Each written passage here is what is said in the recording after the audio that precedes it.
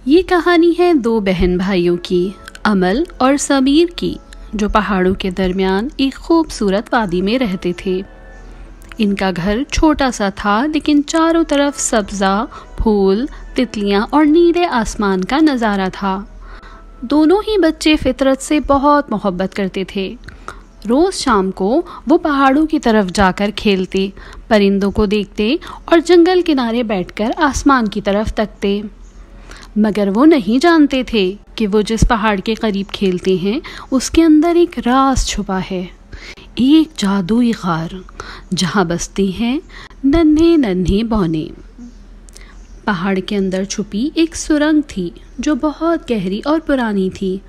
वहाँ कई छोटे छोटे बौने रहते थे जिनकी दुनिया अलग जादू से भरी और हैरत अंगेज थी।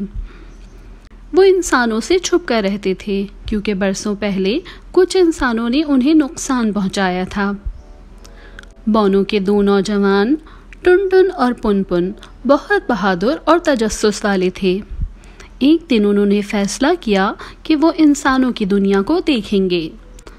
चुपके चुपके वो पहाड़ के पीछे से निकले और वादी की तरफ बढ़ने लगे। इनके दिल जोर जोर से धड़क रहे थे, लेकिन आंखें हैरत से चमक रही थीं। जब वो एक इंसानों के घर यानी अमल और समीर के घर के करीब पहुंचे तो उन्हें लगा जैसे वो ख्वाब में हैं। बड़ी बड़ी खिड़कियां, खूबसूरत सोफे, गोल गोल प्लेटें और खुशबूदार खाने। ये दुनिया तो जादू से भी ज्यादा अजीब है, टुनटुन ने कहा। पुनपुन ने सर हिलाया।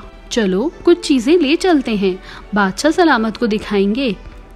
फिर वो दोनों चुपके से अंदर दाखिल हुए और बिस्किट्स, साबुन, चम्मच और समीर की चॉकलेट उठाकर चुपचाप निकल गए।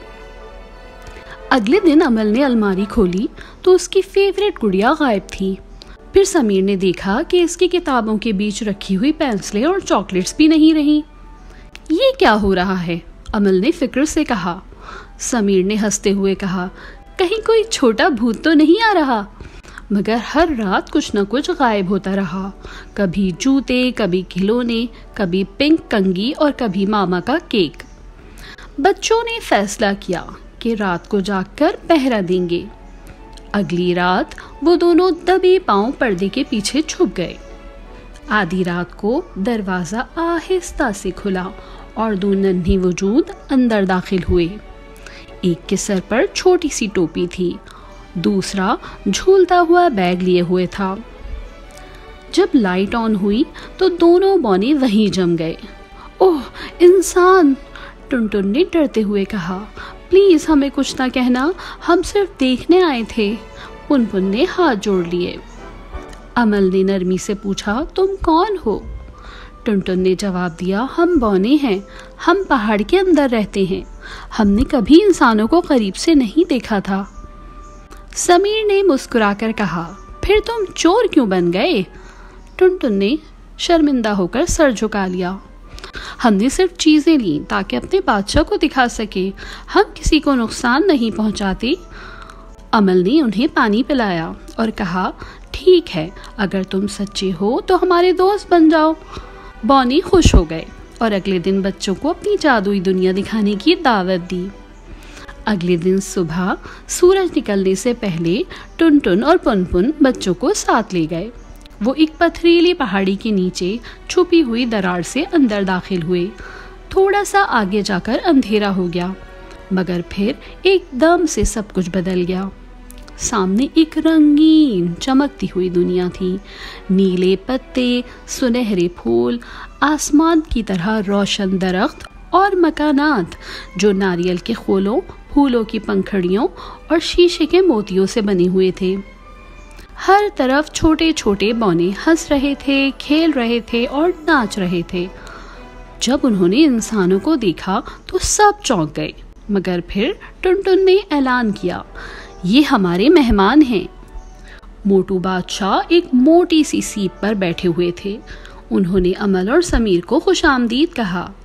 उनके लिए मोनों ने जादुई दूध, शहद के मोती और आसमानी चिप्स पेश किए। बच्चे हैरान थे, ये दुनिया किताबों से भी ज्यादा जादुई थी।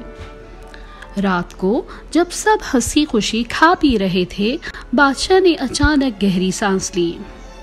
हम खुश हैं कि तुम आए, मगर हम पर एक खतरा छाया हुआ है।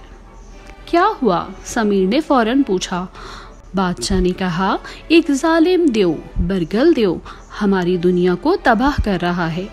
वो हमारे खेत उजाड़ रहा है, हमें कैद करता है, हमारी झीलों का पानी पी जाता है और जंगल जला देता है। हम छोटे हैं और वो बहुत ताकतवर है। अमल की आंखों में आंसू आ गए। आपने हमें बुलाया, अब हम आपका साथ भी देंगे। बौने ताली बजाने लगे, जिंदाबाद अमल। अगले दिन बौनों ने अपनी जादुई चीजें निकाली। चमकदार रस्सी जो दियों को जकड़ सकती थी, गोला जो शोर करके दुश्मन को बहरा कर देता, जुगनू की बोतल जिससे रोशनी निकलती थी, और सबसे खास एक नींद की खाक जो दियों पर छिड़कने से वो फौरन सो जाता था। बच्चे और बौने एक टीम बनकर दियों के गार की तरफ रवाना हुए।